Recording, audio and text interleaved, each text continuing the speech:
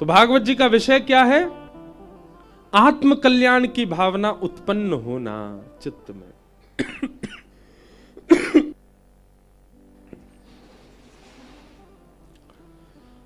दूसरी बात, भागवत जी का अधिकारी कौन है?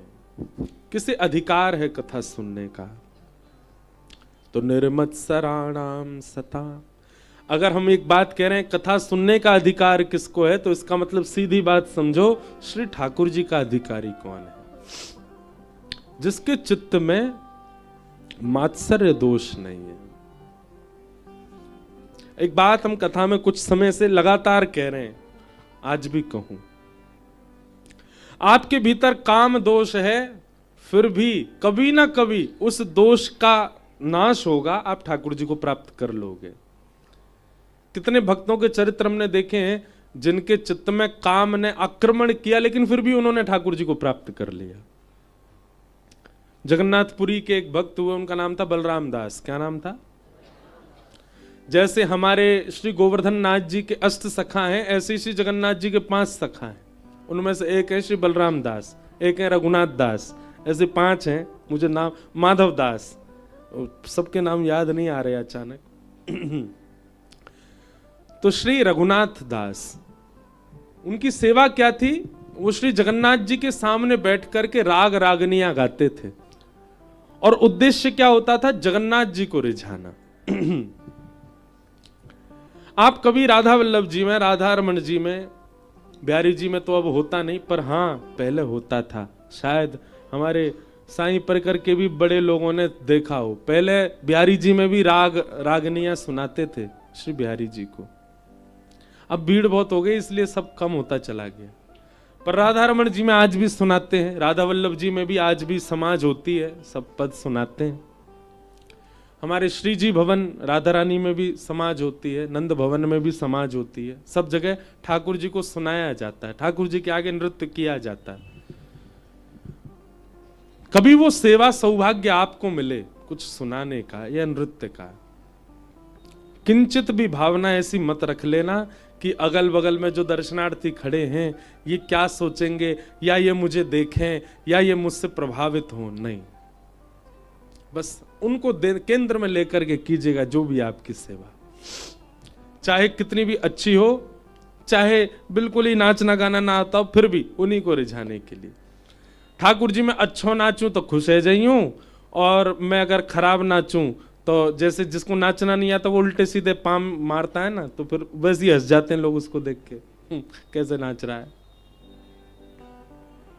कई बार कथा में हो जाता हमारे साथ, जैसे हम कोई भजन कीर्तन शुरू करते हैं तो कई लोग नाचते हैं, कई लोग वो खड़े होते हैं जिनमें नाचना ही नहीं आता, और फिर वो ऐसे हाथ पांव मारते हैं, और उनको देख के खूब जोर हंसी आवे। मन में भाव आता है कि जब ठाकुर जी के आगे भी सब नाचते होंगे और कोई ऐसे नाचे वाले आते होंगे चाहे नहीं नाचना आता, तो ठाकुर जी बाकी इनको देख के प्रसन्न होते होंगे, वाह कितने सुंदर नाच रहे हो, पर वाह को देख के तो हंसे ही जाते होंगे, हाँ क्या जोर से नाच रहे हो। नृत्य किया करो ठाकुर जी के आगे, नहीं आवे तो भी। हमारे एक पंडित जी हैं, उनका स्वर ऐसा है कि मैं क्या बताऊं, भयानक है बहुत। हमारे लाल जी के पास वो कभी कभी बैठ जाते हैं, हमारे लाल जी को राग बहुत प्रिय हैं, आते मुझे भी नहीं है राग, पर हाँ थोड़ा बहुत मैं गरो सही है तो मैं गा ही दूं, पर वो हमारे ठाकुर जी के आगे बैठ जाते हैं, फिर गाना शुरू करते हैं, और जब वो गाते हैं तो मैं उठ के भागता हूं अपने कमरे में से उनके पास। मैंने काहे को सुना रहे हो? बोले महाराज जी, अब वो थोड़ा मजाकिया स्वभाव है उनका, वो कहते हैं सारी दुनिया तो सारे गा में पधनीसा गाती है। मैंने कि आप क्या गा रहे हो? बोले मैं का गा रहा हूं, का स्वर ही नहीं होता, सारे गा में पधनीसा ये 7 स्वर है, वो का शब्द स्वर गाते हैं। एक दिन और गा रहे थे, मैंने आज क्या गा रहे हो? बोले आज ज्ञा गा रहा हूं, ज्ञा। बोले क्योंकि स्वर जो है वो हारमोनियम में नहीं मिलेगा, इसलिए मेरे स्वर ही अलग है। मैंने बढ़िया, तो उनके प्रति भाव आता है कि इनके गायन सुनकर के लाल जी जैसे अच्छा गाने वाला आ जाए तो ठाकुर जी रीझते होंगे, पर ऐसा कोई सुनाए वालों आ जाए ठाकुर जी जोड़ते हंसते होंगे पेट पकड़े हुए, देख कैसे गा रहा हो। पर ऐसे लोगों को कभी कभी ही गाना चाहिए, रोज नहीं। ठाकुर जी पता चली यूं भाग रहे हैं, भैया ये रोज आ जाए। अच्छा पता नहीं, मुझे नहीं पता, पर लोगों को शायद लगता है कि वो अच्छा ही गा रहे हैं। जो नहीं अच्छा गाते उनको शायद लगता है अंदर से, ऐसी भावना आती है उनको कि हम अच्छा ही गा रहे हैं। पर हमारे अष्ट सखाओं में श्री कुम्मन दास जी कहते हैं, जाके स्वरते इंसान नहीं रीझो, परमात्मा कैसे रीझेगो। कुम्मन दास जी का ऐसा भाव है। तो कभी अगर आप ठाकुर जी के सामने राग सेवा करते हो, नृत्य सेवा करते हो, सोचना ही नहीं, विचार ही नहीं करना। अच्छा करते हो तो भी, नहीं अच्छा करते तो भी, कि सब देख रहे होंगे। मैं सोचा ये देख रहे होंगे।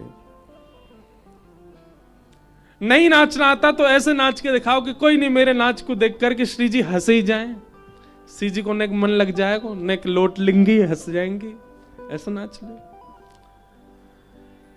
तो श्री बलराम दास जी जगन्नाथ जी के आगे राग सेवा करते थे और उनका उद्देश्य होता था श्री जगन्नाथ जी को रिझाना। पर एक बार श्री बलराम दास जी गा रहे थे और उनके गायन के स्वर पर दर्शनार्थियों में खड़ी एक महिला रीझ गई। उसको इतना अच्छा लगा उनका गायन। स्वाभाविक था, बलराम दास जी जब बाहर आए तो कन्या वहीं खड़ी उनकी प्रतीक्षा कर रही थी। महिला उसने प्रशंसा की, पर बलराम दास जी का जो स्वरूप स्वभाव था, प्रशंसा से ज्यादा प्रसन्न होते नहीं थे। जी जी जय हो करके नीची नजर निकल गए। अगले दिन वो फिर आई और अब उसने फिर प्रशंसा की। देखो बहुत ध्यान से सुनना। बलराम दास जी को फिर वही स्वभाव उनका फिर चले गए, लेकिन तीसरे चौथे दिन वो थोड़ा सा उसके भाव के प्रति रीझने लगे। अब बलराम दास जी के चित्त में क्या आ गया कि वो जगन्नाथ जी रीझ है, ये भावना कम होती जा रही थी। अब होता जा रहा था वो रीझ है। तो गाते तो थे, स्वर लगाते तो थे, पर पहले स्वर इस भाव से लगाते थे कि ठाकुर जी रीझ है, पर अब स्वर इस भाव से लगाने लगे कि वो रीझ है। गायन अभी भी अच्छा होता था उनका, पर उद्देश्य परिवर्तित हो गया था। बहुत संक्षिप्त बात है ये, समझने वाली बात। हमारा उद्देश्य क्या है? हमारे नाम जप के प्रति, हमारे तिलक के प्रति, हमारे कंठी के प्रति, हमारे गुरु आंगन में आने के प्रति भी उद्देश्य क्या है हमारा? कई लोग कथा भी इसलिए सुनने आते क्योंकि हमारे पड़ोसी जा रहे हैं, उनको हम दिखा सकें कि हम भी कथा में आ रहे हैं। कई जगह ऐसा होता है। एक घर में ही जोरानी, वो देवरानी जेठानी भी वो इसलिए आ रही है क्योंकि देवरानी कथा सुनते, मैं भी सुनूंगी, मैं भी इसको दिखाऊं, मुझ में भी भक्ति है।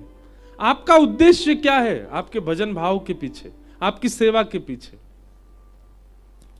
तो बलराम दास जी अब उसको रिझाने लगे। अब उसने भी नृत्य करना प्रारंभ कर दिया।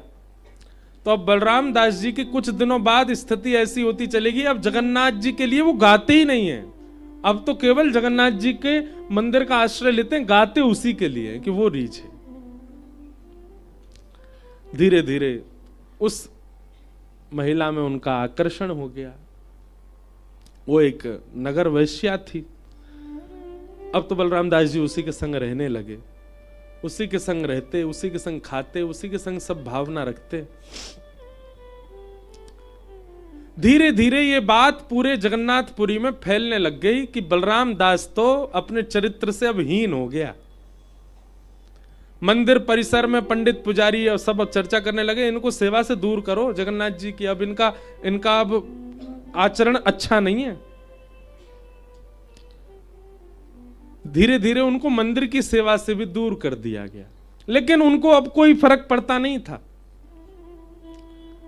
उसके प्रति इतनी आसक्ति बढ़ गई है, उसी के संग रहना उनके लिए सुख बन गया था।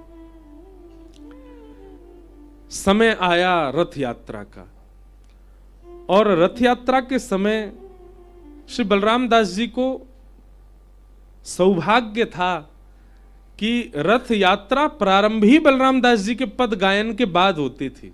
जगन्नाथ जी का रथ तब तक नहीं बढ़ता जब तक बलराम दास जी पद ना गाते। रात भर भोग विलास चिंतन में रहते थे। आज प्रातःकाल का समय हुआ, पूरे जगन्नाथपुरी में जय घोष हो रहा था, सारी भीड़ पूरी इकट्ठा हो चुका है रथ यात्रा के लिए। और श्री बलराम दास जी अपने कक्ष में पौढ़े हैं, पौढ़े नेत्र खोले और नेत्र खोल करके उन्होंने अपने पूरे जीवन पर दर्शन किया।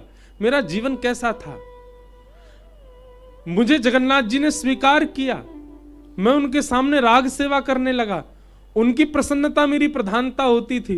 कितने लोग प्रशंसा करके जाते थे पर मुझे किसी की प्रशंसा से कोई प्रभाव नहीं होता था। एक दिन एक महिला ने आकर के मेरी प्रशंसा कर दी, मेरा थोड़ा आकर्षण बढ़ा। दूसरे दिन और प्रशंसा की, थोड़ा और आकर्षण बढ़ा। चौथे पांचवें दिन से मेरा आकर्षण केंद्र अब मैं जगन्नाथ जी को नहीं सुना रहा था, फिर मैं उस महिला को रिझाने लगा। अपने आप पूरी रील उनके मस्तिष्क में घूमने लगी। बोले आज स्थिति क्या है, अब जगन्नाथ जी से कोसों दूर रहता हूं, केवल उसी के पास रहता हूं। आज रथ यात्रा है, मेरे गायन के बगैर जगन्नाथ जी का रथ नहीं चलता। मुझे इतना बड़ा सौभाग्य ठाकुर जी ने दिया और मैंने उस सौभाग्य का खुद त्याग कर दिया। मन में भाव आया बलराम दास जी के, अब सब भोग विलास छोड़ करके पुनः अपने सौभाग्य की ओर जाऊं। उस वैश्या के आगे हाथ जोड़ दिया, आज के बाद हम आपसे नहीं मिलेंगे, आप हमसे मत मिलना, हमसे जो अपराध हुआ सबके लिए क्षमा। कुछ धन चाहिए होगा तो मैं दे दूंगा, आपको कोई व्यवस्था चाहिए मैं दे दूंगा, आपके लिए कुछ व्यवस्था करनी मैं सब कर दूंगा, पर अब मैं जगन्नाथ जी को छोड़ और कहीं नहीं जाऊंगा, मुझसे अपराध हो गया। रोते हुए श्री बलराम दास जी रथ यात्रा जहां से प्रारंभ होती वहां पहुंचे, सिंह द्वार। पंडा पुजारियों ने जैसे ही बलराम दास को देखा दूर से ही दुत्कार दिया, फटकार दिया, खबरदार सामने भी मत आना जगन्नाथ जी के। अरे व्यभिचारी व्यक्ति, परिस्त्री गमन करने वाले व्यक्ति, तुझको हम जगन्नाथ जी के सामने बैठाएंगे? किसी ने जगन्नाथ जी के सामने खड़ा भी नहीं होने दिया बलराम दास को। बलराम दास जी स्वीकार करते हैं उस दंड को। बोले मैं अधिकारी हूं इस दंड का, क्योंकि मैंने अपराध किया है, मैंने सेवा सौभाग्य को ठुकराया है एक सांसारिक सुख के लिए। बलराम दास जी रोते विलखते श्री समुद्र किनारे चले गए और कहा कि मेरी साल भर की हर वर्ष की सेवा आज मैं नहीं कर पा रहा नाथ, पर आप तो कण-कण में विद्यमान हो, तो वहीं बालू से ही एक रेत का एक रथ बनाया और उसमें बालूका के ही श्री जगन्नाथ जी बना के विराजमान कर दिए और अपनी राग रागनियां वहीं बैठ कर के गाने लगे। वहां मुझे नहीं आने दिया गया, ठाकुर जी आप यहां आकर के मेरा राग जैसे ही गाने लगे। वहां रथ यात्रा में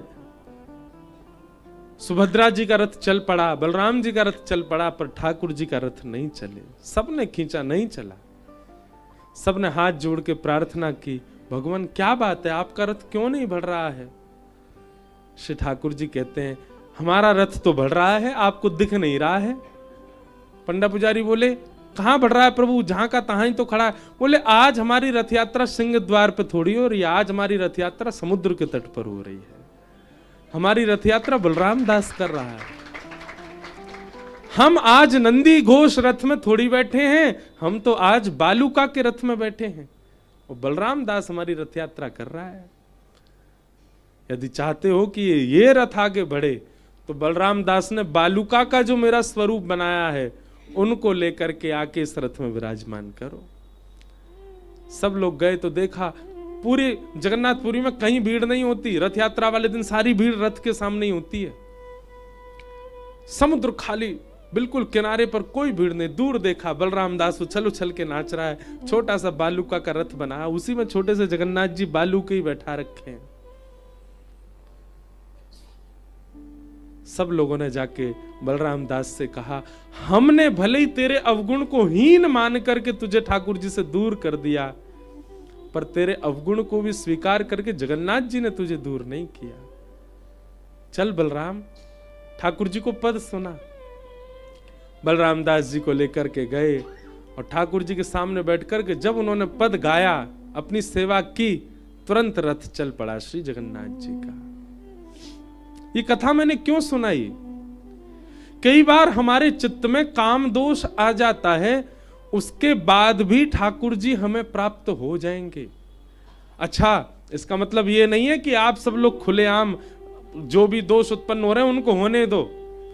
इस कथा से गलत, मेरे को बहुत कवर करके चलना पड़ता है कथाओं को, क्योंकि लोग कुछ भी अर्थ निकाल लेते हैं कई बार। कोई बात नहीं, ये दोष उत्पन्न हो रहा, होने दो। महाराज जी बता तो रहे थे, ठाकुर जी तो फिर भी स्वीकार कर लेते हैं। अगर ये कथा सुनने के बाद दोष उत्पन्न हुआ और फिर भी आपने दोष को नजरअंदाज किया तो ठाकुर जी स्वीकार नहीं करेंगे, हम व्यासपीठ पर बैठ के कह रहे हैं। लेकिन एक बात है कि अगर किसी के चित्त में काम भाव है तो भी वह कभी ना कभी गुरु कृपा से अपने उस बुरे भाव का त्याग करके ठाकुर जी का अधिकारी बन जाएगा। किसी के चित्त में क्रोध ज्यादा है तो क्रोधी भक्त भी भगवत प्राप्ति कर लेता है। किसी के चित्त में लोभ है तो लोभी भक्त भी भगवत प्राप्ति कर लेता है। और जितने भी दोष हैं संसार में हमारे मन में आने वाले,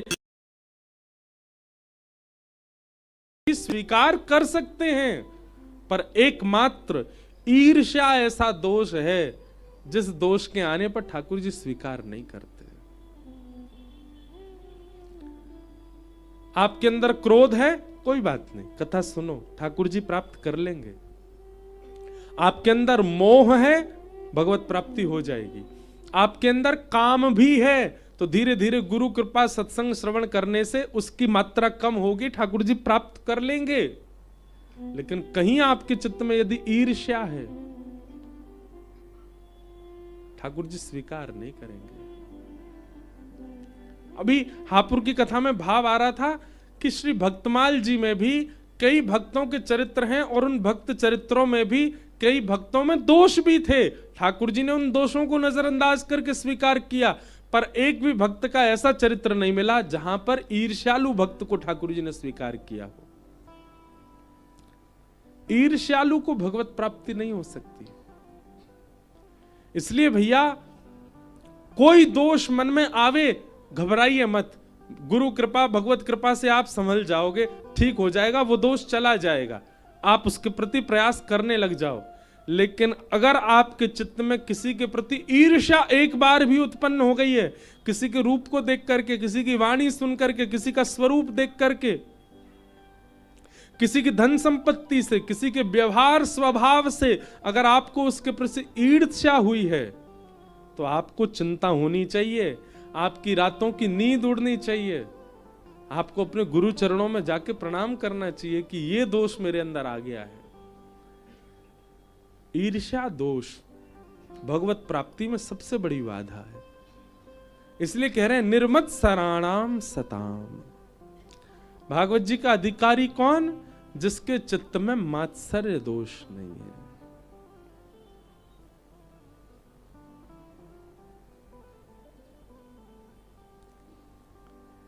निंदा चुगली ना जिसको सुहाए, बुरी संगत की रंगत न भाए। जिसको सत्संग हरदम पसंद है, उसको हर घड़ी आनंद ही आनंद है। ओ जिसको सत्संग हरदम पसंद है, उसको हर घड़ी आनंद ही आनंद है। जिसको सत्संग हरदम पसंद है, उसको हर घड़ी आनंद ही आनंद है।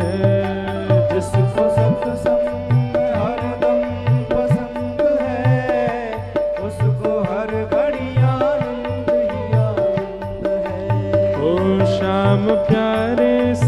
जिसका संबंध है, उसको हर घड़ी आनंद ही आनंद है। श्याम प्यारे से जिसका संबंध है, उसको हर घड़ी आनंद। दोहरा के गा। हो निंदा चुगली ना जिसको सुहावे, निंदा चुगली न जिसको सुहावे, निंदा चुगली ना जिसको सुहावे, निंदा चुगली न जिसको सुहाए। हे बुरी संगत की रंगत न भावे, बुरी संगत की रंगत न भाए। कई एक स्वभाव बता रहा हूं मैं आपको। कई बार ऐसा होता है कि बालकों के अंदर अवगुण नहीं है, पर जब वो देखते हैं किसी गलत काम करने वाले को धुआं उड़ा रहा है मुंह से, उसके मन में इच्छा हो जाती मैं भी उड़ा के देखूं। किसी को पीला पानी पीते हुए देखते हैं तो उनके मन में भी इच्छा होती है हम भी पी के देखें कैसा है। ये बहुत बड़ा अपराध है भैया। अगर बालक के मन में ये बात आ रही है तो उसको संभालना चाहिए, पर बड़ों के मन में यदि ये भाव आ रहा है तो निश्चित है ठाकुर जी दूर हैं आपसे। लेकिन कहीं दिखे कि कोई करताल लेकर के कीर्तन कर रहा है, ब्रजरज लगा करके उछल उछल करके वृंदावन परिक्रमा कर रहा है, धोती पहनता है, बगलबंदी पहनता है, उसके रूप को देख करके मन में आ जाए कि मैं भी ऐसे रहूं, तो समझो ठाकुर जी स्वीकार करना चाह रहे हैं। किसी की बुरी संगत यदि आपको अच्छी लग रही है तो ठाकुर जी आपसे दूर हैं। निंदा चुगली ना जिसको सुहावे, ओ निंदा चुगली न जिसको सुहावे। हे बुरी संगत की रंगत न भावे, बुरी संगत की रंगत न भावे। हे बुरी संगत की रंगत न भावे। बुरी संगत की रंगत न भावे। ओ जिसको सत्संग हरदम पसंद है, जिसको सत्संग हरदम पसंद है। जिसको सत्संग हरदम पसंद है, जिसको सत्संग हरदम पसंद है। ओ उसको हर घड़ी आनंद ही आनंद है, उसको हर घड़ी आनंद ही आनंद है। ओ उसको हर घड़ी आनंद ही आनंद है, उसको हर घड़ी आनंद ही आनंद है। ओ श्याम प्यारे से मुरली वाले से, ओ मुरली वाले से जिसका संबंध है, मुरली वाले से जिसका संबंध है। ओ राधा वल्लभ से जिसका संबंध है, राधा वल्लभ से जिसका संबंध है। ओ उसको हर घड़ी आनंद ही आनंद है, उसको हर घड़ी आनंद ही आनंद है। उसको हर घड़ी आनंद ही आनंद है, उसको हर घड़ी आनंद ही। बोलो राधा रमण लाल की। पूजा उठा के करताल बजा के गाओ।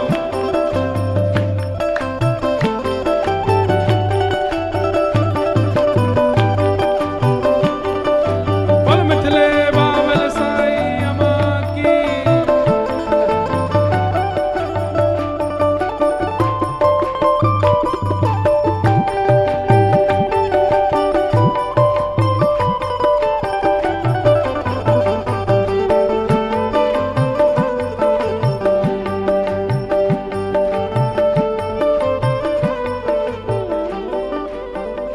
झूठी ममता से करके किनारा, ममता से करके किनारा।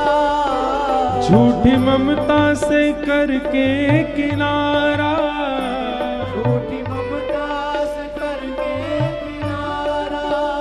खोल के सच्चे प्रभु का सहारा, खोल के सच्चे प्रभु का सहारा, खोल के सच्चे प्रभु का सहारा, सच्चे प्रभु का सहारा।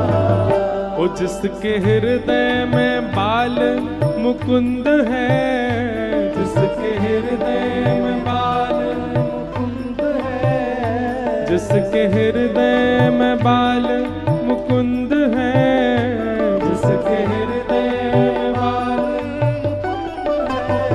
वो उसको हर घड़ी आनंद ही आनंद है, उसको हर घड़ी आनंद ही आनंद है, हाँ, उसको हर घड़ी आनंद ही आनंद है, उसको हर घड़ी आनंद ही आनंद है। ओ श्याम प्यारे से राधा रमण से जिसका संबंध है, राधा प्यारे से जिसका संबंध है, कुंज बिहारी से जिसका संबंध है, कुंज बिहारी से जिसका संबंध है, ओ उसको हर घड़ी आनंद ही आनंद है, उसको हर घड़ी आनंद ही आनंद है, हाँ, उसको हर घड़ी आनंद ही आनंद है, उसको हर घड़ी आनंद ही आनंद है। ओ साईं अम्मा से जिसका संबंध है, साईं अम्मा से जिसका संबंध है, ओ साईं अम्मा से जिसका संबंध है, साईं अम्मा से जिसका संबंध है, उसको हर घड़ी आनंद ही आनंद है, उसको हर घड़ी आनंद ही आनंद है, ओ उसको हर घड़ी आनंद ही आनंद है, उसको हर घड़ी आनंद ही आनंद है। हो संत ऋषियों की वाणी को माने, संत ऋषियों की वाणी को माने, संत ऋषियों की वाणी को माने, संत ऋषियों की वाणी को माने, ओ संत ऋषियों की वाणी को माने, संत ऋषियों की वाणी को माने, प्रेम भक्ति की महिमा को जाने, प्रेम भक्ति की महिमा को जाने, ओ प्रेम भक्ति की महिमा को जाने, प्रेम भक्ति की महिमा को जाने, जो उसी की रजा में रजामंद है, जो उसी की रजा में रजामंद है, जो उसी की रजा में रजामंद है, जो उसी की रज़ा में रज़ामंद है, वो उसको हर घड़ी आनंद ही आनंद है, उसको हर घड़ी आनंद ही आनंद है, हाँ, उसको हर घड़ी आनंद ही आनंद है, उसको हर घड़ी आनंद ही आनंद है। ओ जो उसी की रजा में रजामंद है, जो उसी की रज़ा में रज़ामंद है, जो उसी की रजा में रजामंद है, जो उसी की रज़ा में रज़ामंद है, वो उसको हर घड़ी आनंद ही आनंद है, उसको हर घड़ी आनंद ही आनंद है, उसको हर घड़ी आनंद ही आनंद है, उसको हर घड़ी आनंद ही आनंद है, उसको हर घड़ी आनंद ही आनंद है, उसको हर घड़ी आनंद ही आनंद है, हाँ, उसको हर घड़ी आनंद ही आनंद है, उसको हर घड़ी आनंद ही आनंद है। निर्मत्सराणां सतां किसी के प्रति मात्सर्य दोष भी उत्पन्न होना, यह भगवत प्राप्ति में सबसे बड़ी बाधा है। आप किसी अन्य रोग से ग्रसित हो, अन्य भाव से ग्रसित हो, आपके मन में कोई अन्य भावना है, आप ठाकुर जी की प्राप्ति कर लोगे, पर कहीं आपके चित्त में मात्सर्य है, ईर्ष्या है, आज ही आपको चिंता होनी चाहिए, रातों की नींद आपकी उड़नी चाहिए कि अब मुझे ठाकुर जी नहीं मिलेंगे। क्यों? मेरे चित्त में ईर्ष्या है।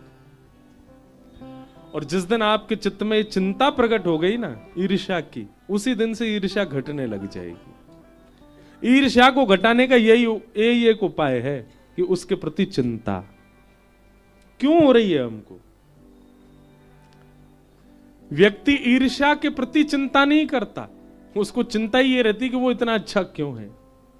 यही तो ईर्ष्या है। निर्मत्सराणाम सताम, भागवत का अधिकारी कौन? जिसके चित्त में ईर्ष्या नहीं। और कहीं अगर उसके चित्त में ईर्ष्या आ गई है तो उसको फिर खूब कथा सत्संग आदि करना चाहिए।